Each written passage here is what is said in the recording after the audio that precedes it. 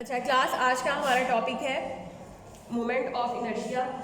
और क्योंकि एक नया टॉपिक है, आपने इस फिजिकल क्वांटिटी के बारे में पहले नहीं पढ़ा होगा, या इसको सोच के क्या चीज़ जहन में आती है? इनर्शिया को सोच के क्या जहन में आता है? मैथ मैथ जहन में आता है, या न्यूटन का पहला लॉ जहन में आता है? न्यूटन का पहला लॉ यही कहते हैं ना कि जितना ज़्यादा मैथ होगा किसी भी बॉडी का, उसकी स्टेट को चेंज करना उतना ही मुश्किल होगा, यानी कि उसमें इनर्शिया की क्वांटिटी ज़्यादा होगी। इनर्शिया को हम हमेशा इसी तरह से डिफाइन करते हैं आप, क्योंकि ये सेकंड थर्ड चैप्टर का टॉपिक था। तो इनर्शिया हमेशा बॉडी की रेजिस्टेंस को शो करता है, और ज़ाहिर है कोई बॉडी जितनी हैवी होगी उसकी रेजिस्टेंस भी उतनी ज़्यादा हैवी होगी, मैथ जितना ज़्यादा होगा। तो अब मोमेंट ऑफ इनर्शिया क्योंकि एक नई क्वांटिटी है, इनर्शिया तक चलो हमें थोड़ा बहुत कॉन्सेप्ट था कि क्या होता है।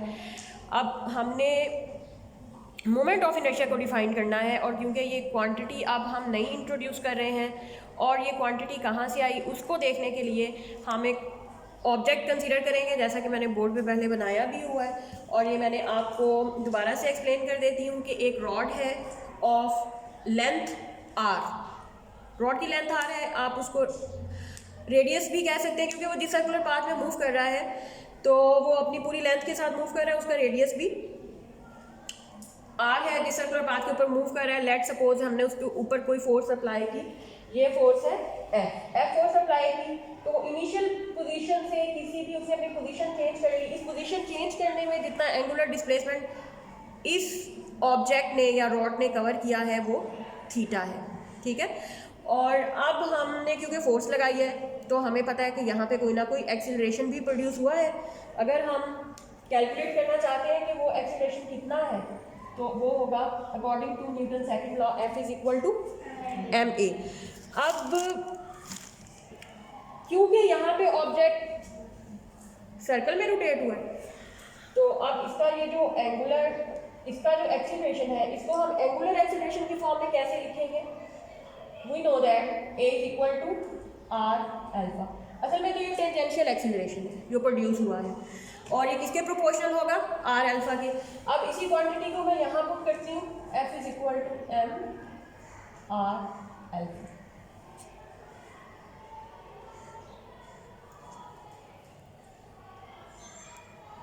क्लियर? अच्छा, अब दोनों तरफ आपने r से मल्टीप्लाई करना और देखना है कि हमारे पास क्या आता है। लेट्स इधर भी मैं करती हूँ, ये हो जाएगा आर एफ, इधर करती हूँ ये हो जाएगा एम आर स्क्वायर अल्फा। अच्छा, ये आर एफ क्या है? कोई जहन में आ रही है बात? टॉर्क। इसको हम टॉर्क लिखते हैं क्योंकि जाहिर है किसी भी ऑब्जेक्ट पे हम फोर्स लगाएंगे, वो रोटेट होगा तो उसमें टॉर्क भी पैदा होगा। वो टॉर्क आर एफ के बराबर होगा, मैंने वो पुट कर दिया। अब जो मसला है वो ये कि अब इधर वाली क्वांटिटी क्या बनती है, ये तो हमें पता है एंगुलर एक्सीलरेशन है अल्फा, ये नई चीज़ है M R square. Let's take it I, where I is equal to M R square. अगर ये आई किसके बराबर मैंने रखा है? Product of mass and perpendicular distance of that mass from axis of rotation. ये देख लें, यहाँ पे एक्सिस ऑफ रोटेशन हम मोस्टली लेते हैं ना, इस पॉइंट से गुजरता है एक्सिस ऑफ रोटेशन, तो एक्सिस ऑफ रोटेशन से मास तक का परपेंडिकुलर डिस्टेंस आर है, वो फिगर से भी हमें पता चल गया, और यहाँ पे भी आर स्क्वायर है। तो अब जब भी आपके पास प्रोडक्ट आए mass into perpendicular distance from the axis of rotation, square of the perpendicular distance from the axis of rotation, that mean a new quantity that is called moment of inertia. So I represent from inertia, I को हम inertia से लेंगे और M R square के बराबर लिखेंगे। अब next question आपके ज़हन में ये आ सकता है कि ये कोई ख़ास क्वांटिटी क्यों है यहाँ, जो इसको हम अलग से डिफाइन भी कर रहे हैं। तो आप लोगों को दोबारा से ये चीज़ रिमाइंड करवाने के लिए, क्योंकि हम इस चैप्टर में सारी ही क्वांटिटी सर्कुलर मोशन के हवाले से पढ़ रहे हैं, तो जैसा कि हम सिंपल मैथ लेते हैं ऑब्जेक्ट्स का लीनियर मोशन में देखें आपको मैथ दिया जाता है, इतने किलोग्राम आप लिख लेते हैं मैथ से, ठीक है। तो फौरन से ज़हन में सवाल आता है कि एंगुलर मोशन में मैथ के ऊपर क्या फ़र्क पड़ता होगा। जब कोई ऑब्जेक्ट सर्कुलर मोशन में रोटेट करता है, क्या उसका मैथ पे कोई फ़र्क फ़र्क पड़ता है?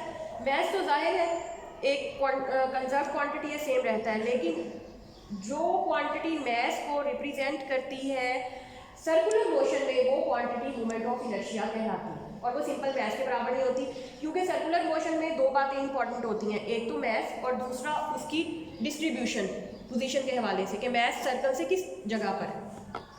तो that is why the most important thing in the circular motion is moment of inertia. Why? Because it tells the mass as well as its distribution, कि सर्कल के साथ मैस की क्या डिस्ट्रीब्यूशन है वो आपको आर से पता चलेगा। ये क्योंकि एक नई क्वांटिटी है, अब इसको आपने डिफाइन करना है मैस और into perpendicular distance square of the perpendicular distance from the axis of rotation. ये हर घूमते हुए ऑब्जेक्ट के लिए यही होगी। अब नेक्स्ट है, इसका यूनिट देख लें, ये स्केलर क्वांटिटी है और इसका यूनिट देखिए मैस का होगा किलोग्राम और आर का मीटर स्क्वायर, तो इसका यूनिट होगा किलोग्राम मीटर स्क्वायर। अब आती है नेक्स्ट कि अब कोई रोटेटिंग बॉडी है और हमने उसका मोमेंट ऑफ इनर्शिया कैलकुलेट करना है, तो हम क्या करेंगे? इसकी बजाय अब मैं इसको कर दूँगी, अब देखें कि हमारे पास रिजिड बॉडी आप किसी भी शेप में ले सकते हैं, फॉर एग्जाम्पल ऐसे भी हो सकती है, कोई भी शेप, ठीक है। तो अब यहाँ से मैं चले एक्सिस, हॉरिजॉन्टल एक्सिस ड्रॉ करती हूँ। अब इनिशियली ये इस पोजीशन पे बॉडी है, इसके ऊपर कुछ पॉइंट्स हम डिफाइन करेंगे। यहाँ पे एक पॉइंट है M1, यहाँ पे एक पॉइंट है M2, और साथ साथ हम कोई रीजन या कोई सेंट्रल पॉइंट खुद ही डिफाइन कर लेते हैं और मैस की उससे डिस्ट्रीब्यूशन देखेंगे कि मैस कितना दूर है। फॉर एग्जाम्पल ये M1 R1 पे है, M2 R2 पे, सिमिलरली यहाँ पे M3 होगा, और इसी तरह क्योंकि इसमें n पॉइंट्स हैं इस पे, तो हम एक का मोमेंट ऑफ इनर्शिया कैलकुलेट करेंगे, दूसरे का भी आ जाएगा, तीसरे का भी, सबको ऐड कर देंगे तो टोटल मोमेंट ऑफ इनर्शिया आ जाएगा इस रोटेटिंग बॉडी का। अच्छा, ये है किस तरह से, एक बार थोड़ा सा बता दूं कि अगर ये इस तरह की कोई बॉडी है, आपने उसको यहाँ पे पिन किया होगा, दूसरी तरफ से फ्री टू मूव, जब रोटेट करेंगे तो जाहिर है कि इसमें रोटेशन प्रोड्यूस हुई है, हम इसका मोमेंट ऑफ इनर्शिया कैलकुलेट कर सकते हैं, ठीक है। तो इसी तरह की है कि आपने यहाँ पे इसको पिन कर दिया और अब बाकी बॉडी रोटेटेबल है, इजीली रोटेट करेंगे इस पॉइंट के लिए ऐसे।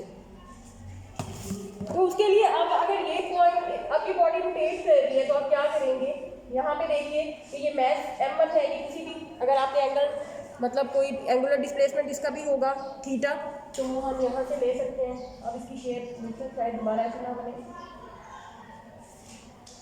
लेकिन शेप भी चेंज हो चुकी है, ये पूरी बॉडी ऐसे ऊपर चली गई है। उसका हमें कहाँ से पता चलेगा? ये सेंट्रल पॉइंट सपोज O है, मैस M1 जो है ये यहाँ की बजाय यहाँ चला गया, और अब ओरिजिन से कितना change in the angular position is theta. M2,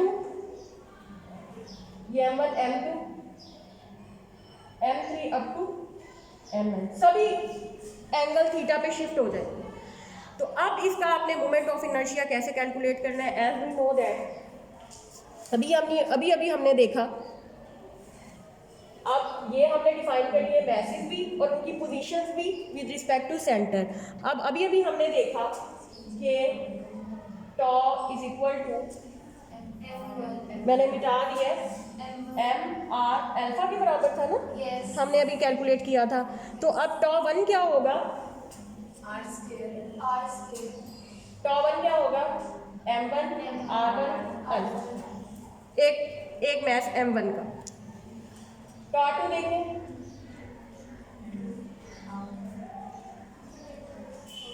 toe 3 M3, और similarly tau n Mn Rn square alpha n। अब to calculate the torque of a whole body हम क्या करेंगे? Tau is equal to tau 1 plus सारे torque को add करेंगे। m1 r1 square alpha 1 m2 r2 square alpha 2 plus mn rn square alpha n। और अब इनको ऐड करने से पहले एक बात मैं आप लोगों को बता दूं कि बॉडी का एक पॉइंट जिस एंगुलर एक्सीलरेशन से रोटेट करता है, बॉडी के सारे पॉइंट्स उसी एंगुलर एक्सीलरेशन से रोटेट करते हैं, वो तो चेंज नहीं हो रहा होता। मैथ और डिस्ट्रीब्यूशन ही चेंज हो सकती है। बॉडी जिस एक एंगुलर एक्सीलरेशन से रोटेट करेगी, पूरी की पूरी बॉडी उसी एंगुलर एक्सीलरेशन से रोटेट करेगी। तो इसका मतलब है कि alpha 1, alpha 2, alpha 3, alpha n ये सारे बराबर हैं, तो इनको अलग अलग से लिखने की ज़रूरत नहीं। मैं इनको अल्फा 1, अल्फा 2 सबको अल्फा के बराबर लिख दूँगी, ठीक है। जब मैं अल्फा के बराबर लिख दूँगी तो ये सबस्क्रिप्ट खत्म हो जाएंगे और अल्फा को हम कॉमन ले सकते हैं। बाकी आपके पास क्या बचेगा,